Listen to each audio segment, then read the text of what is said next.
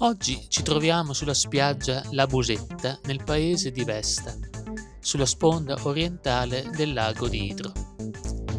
Muniti di kit da ferrata, percorriamo un bel sentiero attrezzato che ci porta a camminare ad un filo dall'acqua del lago. Terminato il giro, andiamo a visitare le cascate di Idro e, nel rientro, il parco grotta Cascate del Varone.